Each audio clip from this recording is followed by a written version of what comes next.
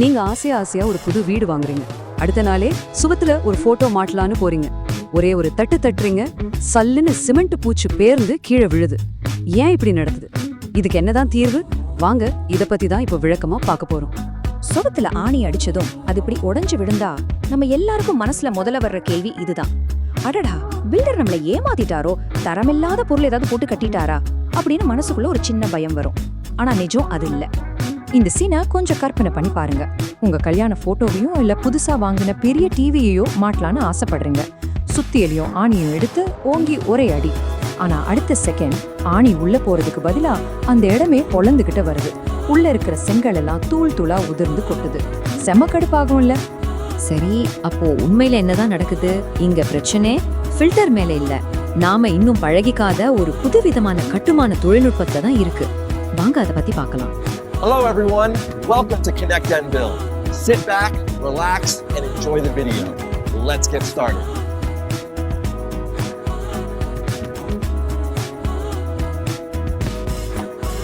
Like, share, and subscribe to Connect and Build. I have already done. Did you guys subscribe?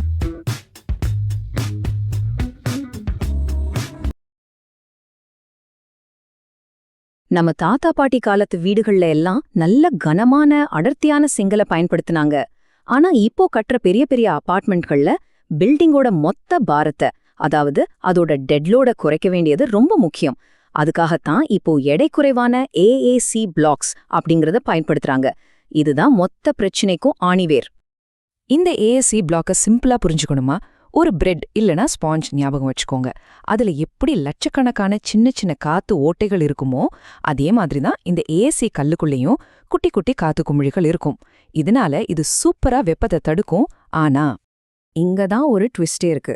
தப்பு அந்த கல்லோட தரத்துல இல்ல. நீங்க ஒரு ஸ்பஞ்சை எடுத்து சுத்தியாலால ஓங்கி அடிச்சா என்ன ஆகும்? நசுங்கி போகும்ல. அதேதான் இங்கேயும் நடக்குது. சுத்தியாலோட அந்த திடீர் அதிர்ச்சி உள்ள இருக்கிற மென்மையான காத்து குமிழ்களை நசுக்கி சுவரையே உடைச்சிடுது. ஓகே, சுவர் பிரச்சனை ஒரு பக்கம் இருக்கட்டும். இப்போ அடுத்த தலைவலிக்கு வருவோம். நம்ம காசு கொடுத்து வாங்கின அழகான பாத்ரூம், கிச்சன் டைல்ஸ்லாம் ஏன் இப்படி படார்னு உடையுது? இதுக்கு ரெண்டு முக்கிய காரணம் தான் இருக்கு. ஒன்னு, டைல்ஸ் பார்க்க தான் ஸ்ட்ராங்கா தெரியும், ஆனா அது கண்ணாடி மாதிரி ரொம்ப நாசுக்கான பொருள். ரெண்டாவது, அதை பதிக்கிறப்போ மேஸ்திரி பண்ற ஒரு சின்ன தப்பு. டைல்ஸோட 4 மூலையில மட்டும் சிமெண்ட் கலவையை வச்சு ஒட்டிட்டா நடுவுல காலி இடம், அதாவது ஏர் கேப் உருவாகிடும். ஒரு நல்ல விஷயம் என்னன்னா, உங்க வீட்ல டைல்ஸ் சரியா பதிச்சிருக்காங்களான்னு நீங்களே செக் பண்ணலாம். ஒரு காயினை எடுத்து டைல்ஸ் மேல மெதுவா தட்டி பாருங்க. எல்லா இடத்துலயும் ஒரே மாதிரி நங் நங்குன்னு சத்தம் வந்தா பிரச்சனை இல்ல. ஆனா சில இடத்துல மட்டும் டக் டக்குன்னு பொத்தலா ஒரு சத்தம் கேட்டுச்சுன்னா அங்க ஏர் கேப் இருக்குன்னு அர்த்தம். அந்த இடத்துல ஆணி அடிச்சா டைல்ஸ் காலி. சரி, இவ்ளோ பிரச்சனை இருக்கே, இதுக்கு தீர்வு இல்லையான்னு கேக்குறீங்களா? இருக்கு. இனிமே உங்க சுவரையோ டைல்ஸையோ சேதப்படுத்தாம இருக்க நம்ம சரியான கருவிகளையும் சரியான முறைகளையும் பயன்படுத்தணும். அவ்வளவுதான். AAC பிளாக்ஸ் இருக்கிற சுவத்துல ஒரு பொருளை மாட்ட இந்த 3 ஸ்டெப்பை மட்டும் ஃபாலோ பண்ணுங்க. முதல்ல சுத்தியில தூக்கி ஓரமா வச்சிடுங்க. ஒரு ட்ரில் மிஷின் எடுத்து தூள போடுங்க.